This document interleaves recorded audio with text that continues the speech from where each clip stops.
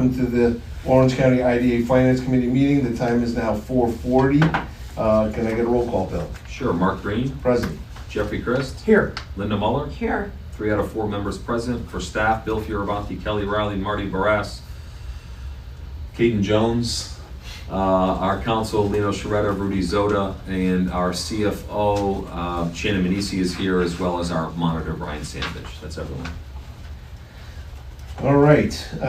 Can I get a motion to approve the minutes as presented? So moved. Second. Any discussions? All in favor? Aye. Opposed? Motion carries. Let's get into new business. Shannon, can you talk about the August financials, please? Absolutely. So in August, there was a $2,500 application fee for Cedar Lake Estates. So with that and the management fee, income and interest in the brownfield revenue, total earnings are $9686.91. For expenses, you had a new policy that bumped your monthly insurance up. So that's just an allocation for the prepaid. And it was a month overdue, so that's kind of double the number for the month to get you caught up for that. So it should go back in line next month. Normal standard IT and marketing, nothing new there. And your legal, you had legal counsel of $1224, just general counsel, and you had labor auditing fee for Legoland of $1470. Nothing else is out of the norm for the monthly expenses. So total expenses were $52,304 for a net loss of $42,617.22.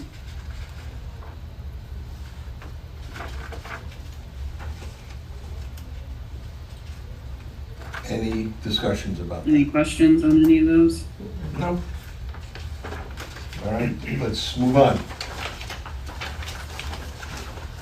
Okay, so bank accounts. The operating account had $159,000 in it. The escrows are down to $20,736. Yeah, I want to make sure. Hold on. Shannon, I'm sorry. Hold on one second. I want to make sure. Sorry. Actually, let me jump in. And Yeah. this first page you're seeing, this was another piece that the Finance Committee picked out last month. There was an error on the maturity date, was it, for the 9-month Provident Bank CD? And So the you- interest rate. Oh, and the interest rate, right. So you're seeing that corrected in yellow on page 6 of your Oh, packet. Does that need to be approved Yes. before I go on to the? You can Okay. approve it afterward. You can We keep do it going. together. Yeah. Yeah. Okay. Yeah. So we're on Okay. page 7, the August cash and equivalents. Please, Shannon, where you Yeah. were. So that's okay. The CDs are $8.8 million. Again, you have one that's maturing next month, the 9-month at Provident. So you had a little over $9 million in cash and CDs. So, same scenario. This time it's the top line. You'll see October 12th, 2025, Provident Bank, again, 3.85%. We can, if we commit, we can lock in the 3.9%. Do we all agree that we should continue to do that? Absolutely. Okay, excellent.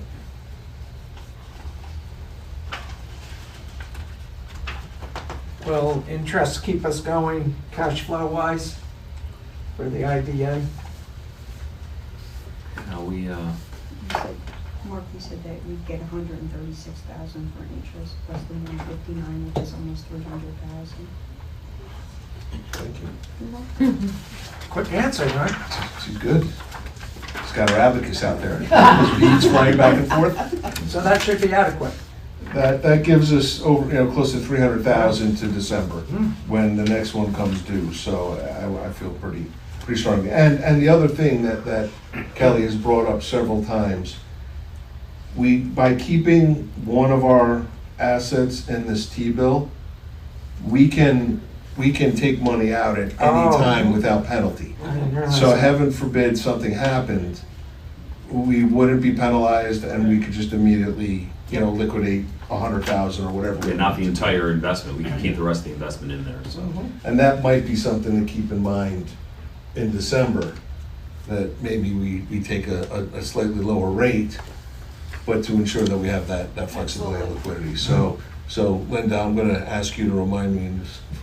I'll be happy to do that, Mr. Chair. So I'd make the motion, we go with Provident Bank for 9 months at the 3.9%. Is there a Second. second? Fantastic. Any other discussions? All in favor? All in favor? Aye. Aye. Carried. All right, vendor list. Do you want to ask questions on this? Do you want Kelly to go through every line by line? No? They all look pretty much where they should be, so I don't see any that jump out at me. The only thing I want to bring up, Mark, if it's all right. Yeah, please. Is, for this month, since they changed the coding for the ramp credit card, you're gonna see each individual charge on here. So you'll see like a charge for Adams Spherical Farms.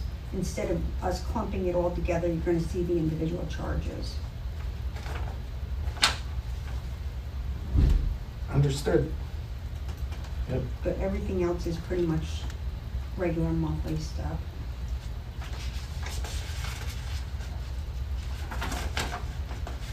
All right. Are there any questions about the vendor list? No. All right, then before we move forward, can we get an approval for the August financials, the correction of the July bank CD, and payables for September, August, September? And we've already done the CD. I'll make that motion. Thank you, sir. Any further discussion? All in favor? Aye. All right, motion carries. So we're good. Now we can spend a few minutes talking about the budget. Budget we can. Okay. Terrific, okay. So again, we're looking at the green column for the most part, 2026 proposed budget. For closing fees, I've got 4 projects closing. Actually, one is sizable, $1.5 million that's in the pipeline right now. And then 3 others that are real that we're looking at in the pipeline. So that's what comprises that $1.98 million in closing fees.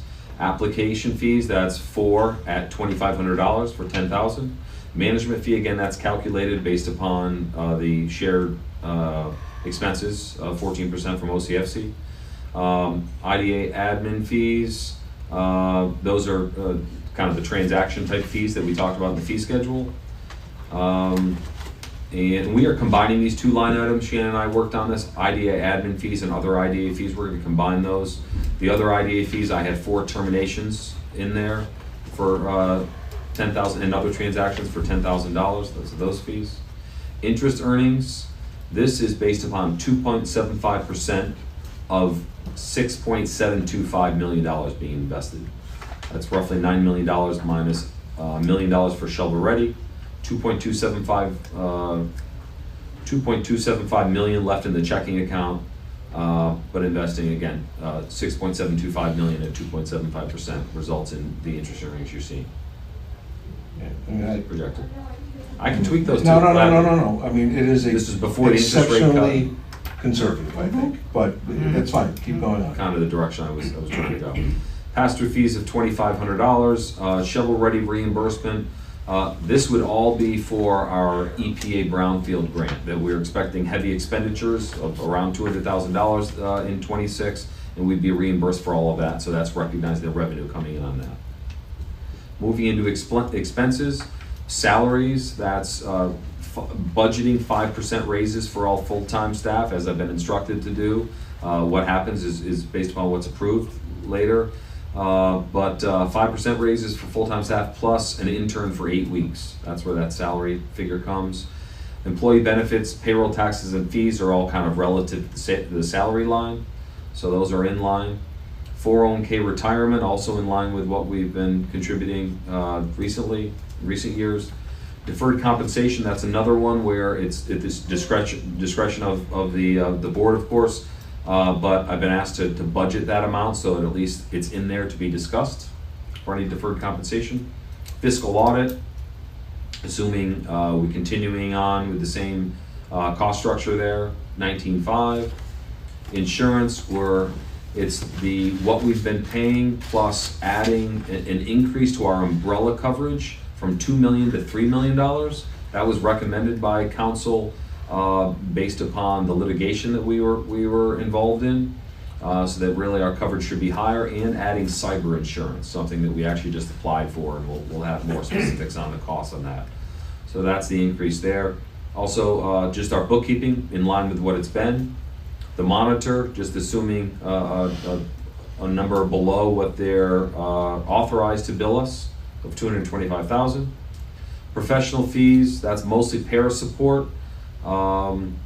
It also, right now in there, we have fees from our retirement administration and a stenographer in there. We're gonna be looking to try and put things like stenographers in project expenses. I do wanna be able to kind of be coding those where they belong. Office supplies and postage, a little less than last year because we purchased computers this year, so it's gonna be a little higher than it will be next year. Down to legal counsel, we'll actually have an additional expense for legal because of the work we're looking to do for Shovel Ready. We'll talk about this at length, but looking to set up a local development corporation to have a little separation from the IDA and give us be a little more nimble. So there are expenses in setting that up and managing that. So we do have additional expense for legal really related to Shovel Ready work. Here's the other end of the legal pass-through for application fees. Labor monitoring, remember that the applicant now under our current fee schedule, the applicant pays for the local labor monitoring. We are still monitoring Legoland New York, which should be finished at the end of this calendar year. So that expense that you're seeing up to this point is mostly for Legoland monitoring. So we expect that to be phased out by early 26. So I just have a small amount in there for that. Cost benefit analyses, and continue to try and budget for those. That's $7,000 for one project and $3,000 for another, based upon the size. Shovel Ready program, it's the expenditures going in for the EPA grant. And then Shovel Ready 2, which is again yet to be discussed. That's kind of a refresh on the Shovel Ready analysis that we had done by Delaware Engineering, so looking to re-up that. And then $1 million for potential Shovel Ready expenditures, maybe ideally on securing site control of one or more properties. So that's why that's hefty budgeted there. Getting into building expenses, this is just our rent with a 5% increase in CAMs. Utilities, it's a 5% increase over 2025. We have less repairs and renovations, just have a couple $1,000s in there. We're done with our painting and some of the other work that we've done when we did the carpet. Maintenance, that's cleaning plus $1,000 for other use. Internet and telephones at basically the same rate we've been paying. Down to agency support expenses. IT support, again in line with what we've been paying. Marketing PR, that's it basically in line, but just trying to do a little bit more work on PR. Promotion of positive news around the IDA.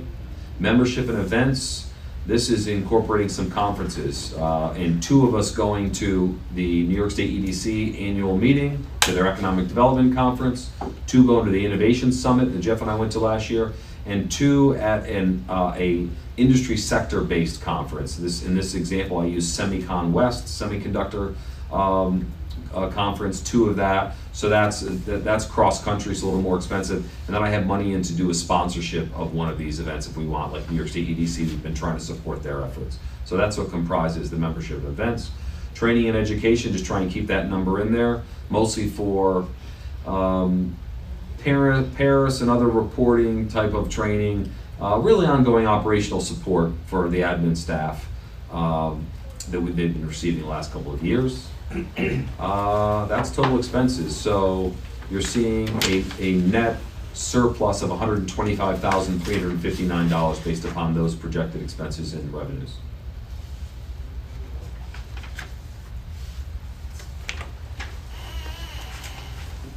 Any questions? I'm good. Are you serious? You're not gonna ask a question? No, I'm good, it's a plus number. There we go. I know where her heart is. Okay. You are an interesting person. I'm just gonna say that right out loud. You are an interesting person. All right, if there are no comments, I will say, I like being conservative, right? Because nobody gets upset if we make more money. Right. Everyone gets upset if we make less. I will say at some point, if we are in June of next year, and FC, I mean, there's a moral issue I have. You know, if FC still isn't making money, I understand your concern, but I also have to question, is it the IDA's responsibility to carry the funding corp? I'm not sure. And we can argue at a further time, or not argue, but have a discussion at a further time. And maybe that is something that we do reevaluate. But I'm gonna hold out hope that we close a deal in 2026, and that we can justify it being its own viable organization. Was that a decent enough compromise? Yeah, I'm good. All right. So, Mr. Chair, I do have a comment. Yeah. Just quick, we just have to remember that budgets are roadmaps, Absolutely. and that we should probably review this 6 months in June, see how we are, and if any adjustments need to be made to the budget. Well, I mean, I would hope that we do that. Well, I would hope so too. I'm just saying for the record, I'll remind you. And no doubt, I mean, that's why I try to look at these budgets and I don't get too uptight, because it is a roadmap. And at the end of the day, I feel strongly that our role here is to do what's best for the county. And there are times where, if the opportunity arises, we will do more for the county. And there are times where it ebbs, like with the FC, and we're just not getting that interest. And I don't know, maybe that's something you ask about with all your friends around the state, because I'm really wondering if this is a systemic situation. I mean, is the FC something that is maybe phasing out? I don't know. Maybe it is time to kind of ask and look in the mirror and say, Okay. what is this organization? And why aren't people taking advantage of it? Are there other opportunities for them so they don't see it as a viable Right. reason to use it? Right. So I think it does bring up very interesting discussions. We have about 3 minutes. Let's get going so we stay on track. Are there any further discussions that need to be had? Fantastic. Can I get a motion to adjourn, please? So moved. Second. Any further discussion? All in favor? Aye. Aye. We are officially adjourned. The Terrific. 3 minutes Thank is you. there. The 3 minutes.